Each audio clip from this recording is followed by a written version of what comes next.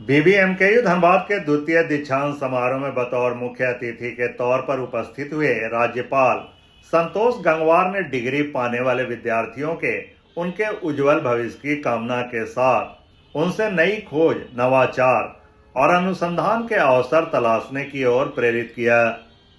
धनबाद के new town hall में आज बीबीएमकेयू धनबाद का द्वितीय दीक्षांत समारोह संपन्न हुआ।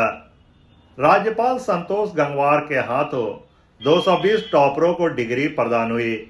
इस अवसर पर विद्यार्थियों को संबोधित करते हुए राज्यपाल ने डिग्री पाने वाले विद्यार्थियों से यह अपेक्षा करते हुए कहा कि हर एक शिक्षित युवा समाज के कम से कम एक बच्चे की शिक्षा का दायित्व अपने ऊपर अवश्य ले।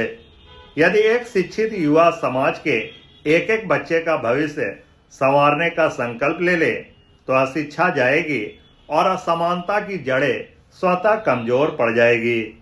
उन्होंने कहा कि शिक्षा का उद्देश्य केवल व्यक्तिगत उन्नति तक सीमित नहीं रहनी चाहिए, बल्कि समाज और राष्ट्र के लिए प्रेरणा बननी चाहिए। उन बच्चों के लिए बहुत बहुत शुभकामनाएं, वे प्रगति करें और वास्तव में हायर एजुकेशन में हमारे राज्य में बच्चों की पढ़ाई की दिशा में कुछ कमी है।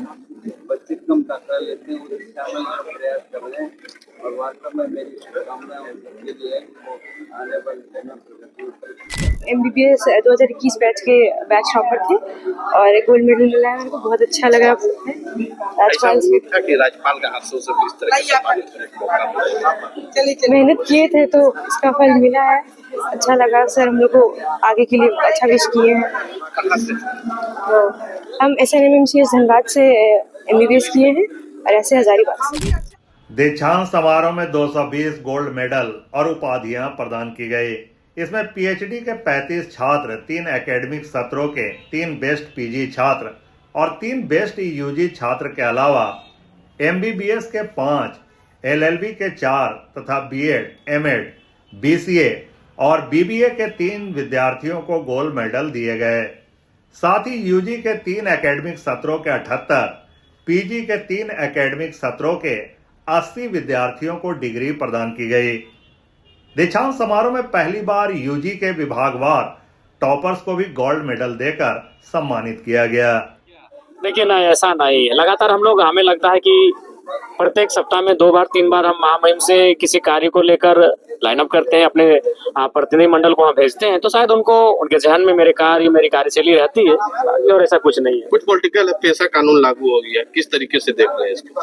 देखिए, निसंदेह आदिवासियों के लिए निसंदेह ये वरदान होगा, लेकिन थोड़ा सा ऐसे क्षेत्र जिनमें आदिवासियों की संख्या कम और OBC अथवा अन्य लोग ज्यादा रहते हैं, उनमें थोड़ा सा सरकार को विशेष ध्यान देने की आवश्यकता है। किस तरीके से ध्यान देना, क्या कुछ? जैसे मान के चलिए किसी शेड्यूल एरिया है, उसे मान के चलिए शेड्यूल ट्राइब्स की आबादी माने 10% 15% है और अन्य लोगों की आबादी ज्यादा है, तो उस अकॉर्डिंग भी निर्णय लेने का अधिकार शेड्यूल ट्राइब के पास होगा। तो सरकार को इन विषय में थोड़ा सोचना होगा, किसी के साथ मतलब माने समस्याएं ना हो, अन्याय ना हो।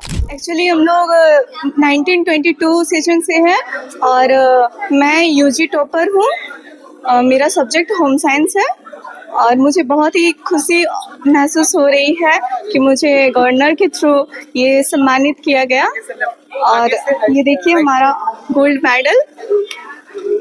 और अभी आगे का क्या लक्ष्य है आपका? आगे मैं B.Ed कर रही हूँ, आगे शिक्षक बनना चाहती हूँ और मेरा B.Ed भी फाइनल हो ही गया है। मैं सत्र 2019-22 की यहाँ की छात्रा थी। मैं जूलॉजी विभाग में गोल्ड मेडलिस्ट बनी हूँ। अभी आगे का क्या लक्ष्य है आपका? अभी मैं मेरा PG कंप्लीट हो गया है जूलॉजी से और अभी मैं CSIR नेट एग्जामिनेशन की तैयारी कर रही हूँ। मैं फ्यूचर में प्रोफेसर बनना चाहती हूँ।